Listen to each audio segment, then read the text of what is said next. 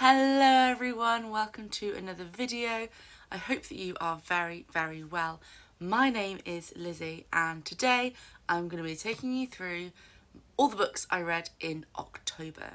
It was a bit of a mixed reading month for me in October. We had a few 3 stars. It kind of had a rocky start to the month, but some absolutely stellar reads towards the end of the month. I read quite a few books as well, so without any further ado, none of this faffing about, let's get straight into the books that I read in October. So this month I got round to some of the more autumnal books on my TBR. The first one I read was Payback'S a Witch by Lana Harper. This is a kind of modern day our world fantasy. So the main character is Emmy. She is a member of a magical family from a magical town. She has long since left this town but has come back and strikes up a romance with a woman from one of the other families in the town as they get revenge on their shared ex-boyfriend. I loved the premise of this, and the world was really good. There were so many lovely little details that just kind of brought it all together, made it that little bit more magical. The actual romance was fun. The plot didn't really, grip me. I wasn't completely sort of gripped the whole way through this one. So it was a fun read. I gave this one 3 stars. The next book that I read, however, was absolutely brilliant, and that is The Forest of Woolen Steel by Natsu Miyashita. This book has been translated from Japanese and follows a young man who falls in love with the piano when he's about 17, 18 and decides to become a piano tuner. And it's about his journey with the instrument, with falling in love with it, with its reflections in his own life, the people he meets along the way. I loved this book so much. I sort of knew I would because I'm a piano teacher, I'm a musician, so anything that's kind of music related already has me, already has points for me. And it looks very wintry from the cover. It's possibly the most autumnal book I've ever read. It's gorgeously written, the imagery is so evocative, and the main character, Tomura, he imagines the piano as being like an autumn forest. And I loved it so much. Aside from a gorgeous front cover, which is definitely worth pointing out, I'm also going to show you, so the start of each section has an illustration. So the very first one is a kind of outline of a grand piano, and then they get more sort of, it builds on that outline throughout as Tomura's relationship to the piano changes. So you can see here for part 3, the piano's got sort of tree trunk legs, which is so cool.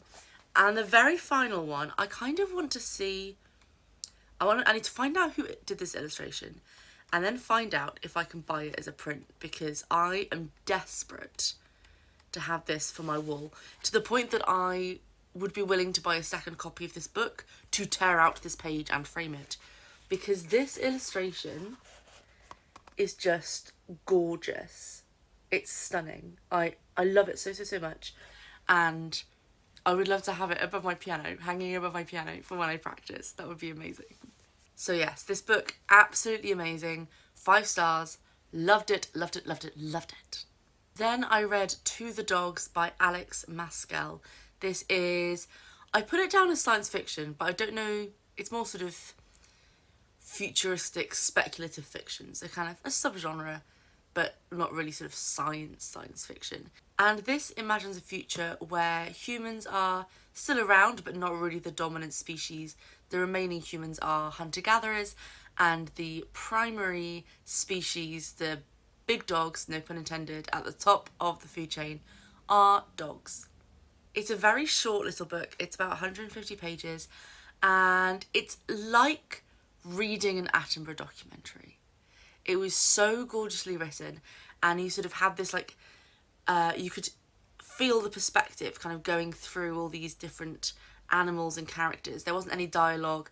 They weren't sort of talking animals who had names and sort of stories in the way that you would usually expect.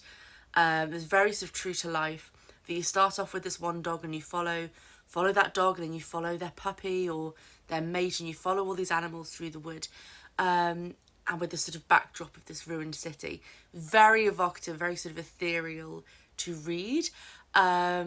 It was sort of, there wasn't a plot, but it's almost more like a series of sort of vignettes, a little kind of snapshots of this world that are all joined together.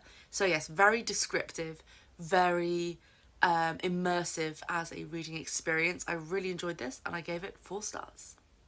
Then I could sort of feel a little bit of a reading slump coming along, so I did whatever I do when I am in a reading slump, and I read the next Bridgerton book.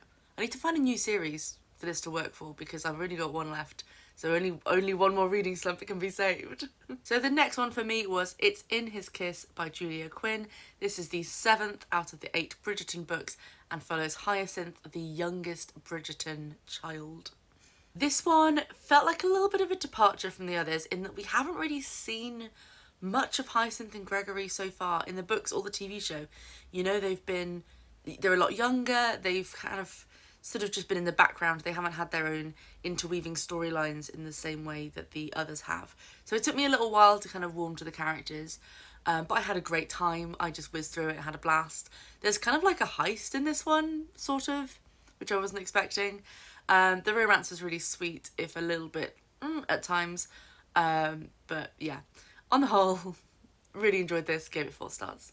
Now the next book, I thought I was staying on the romance train, but turns out not. It was just wildly mismarketed, and that is Love Lessons in Starcross Valley by Lucy Knott.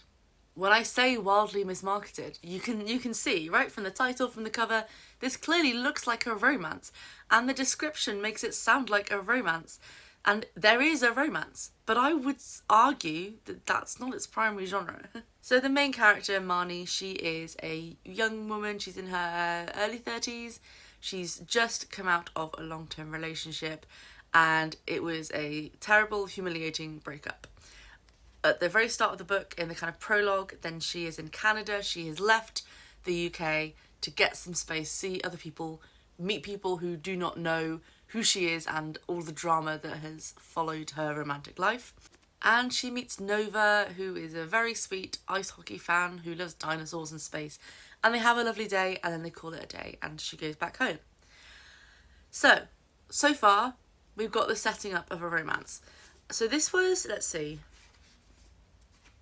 Right, the prologue ends here on page 20, and Nova, the love interest, is not even mentioned again until, let's see, page 189.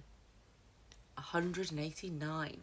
That's when she made a reappearance, and she wasn't even like mentioned. You know, Marnie had other stuff going on, so it's really, it's just, I couldn't even like put my finger, it sort of felt like it was 2 different books going on at the same time. It was definitely sold and marketed and packaged as a sort of pure romance, and that's not what I got, so I was kind of disappointed by that.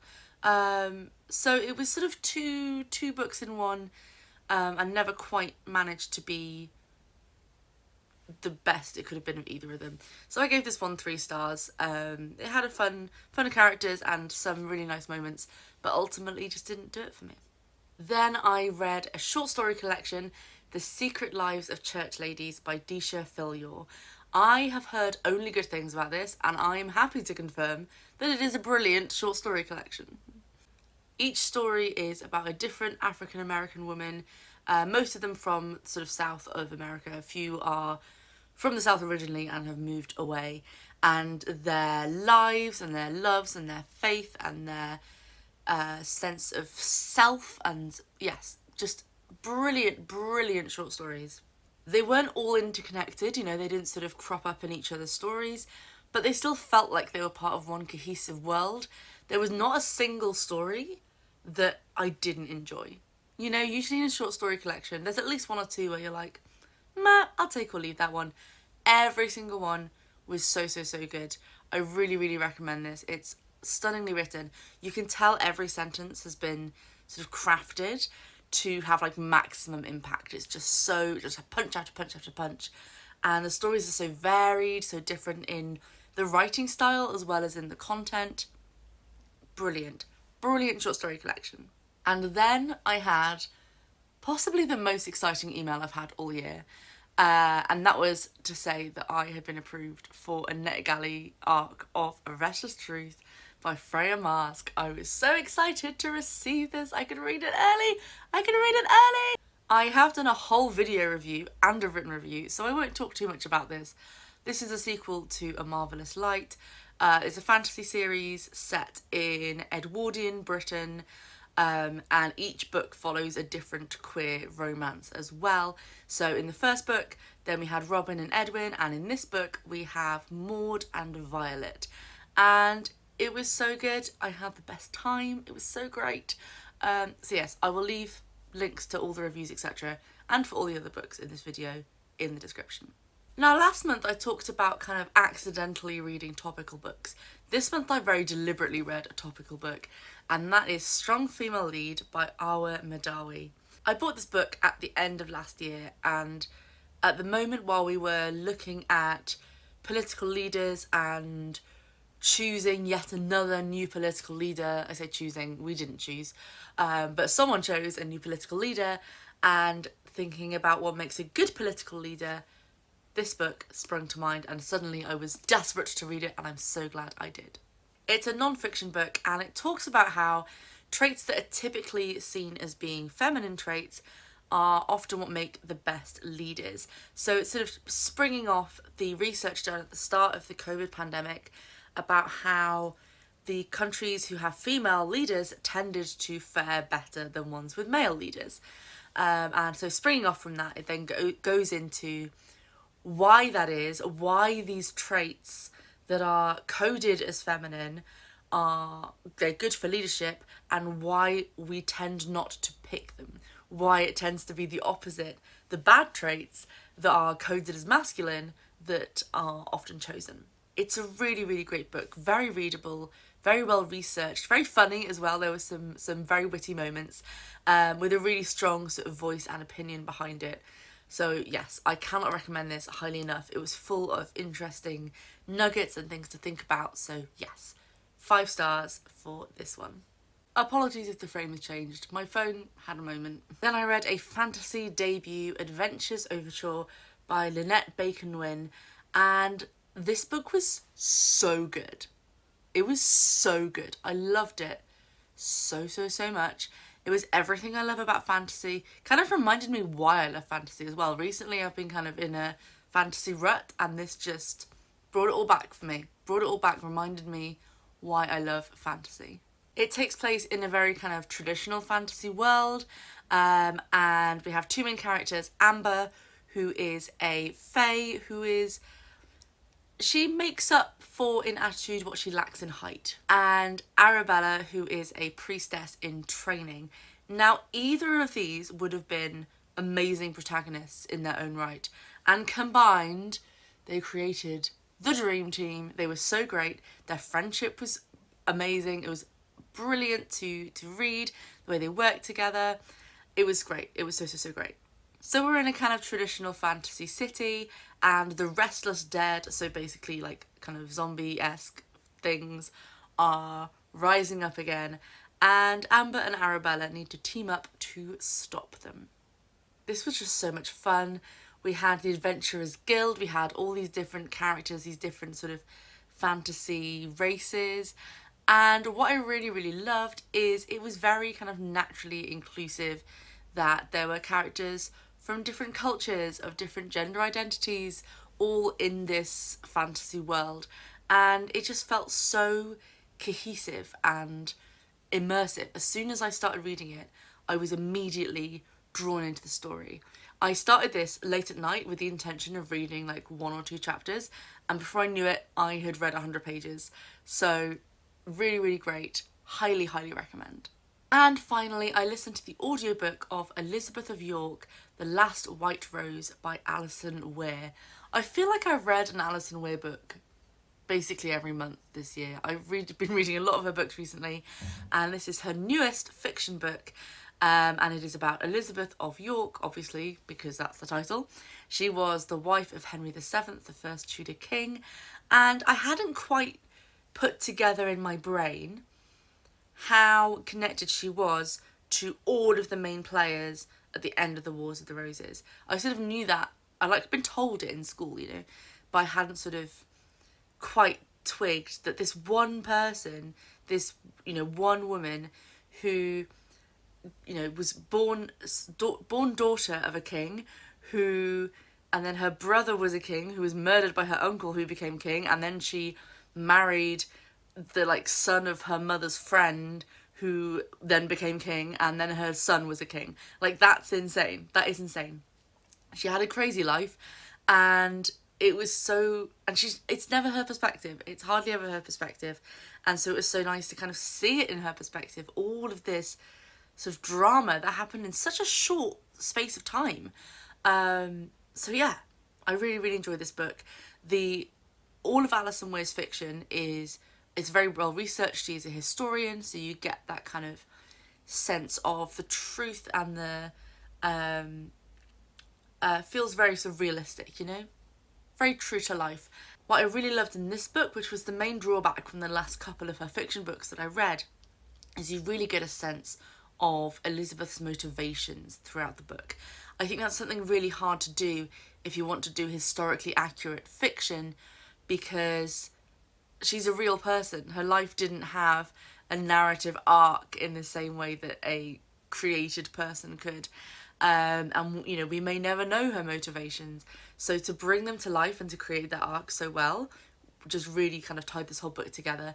And also, 10 out of 10 to the narration. The narration for the audiobook was brilliant. And that's it. That's all the books that I read in October. Let me know what you read in October. Give this video a like if you enjoyed it, and I will see you next time. Ta-ra for now.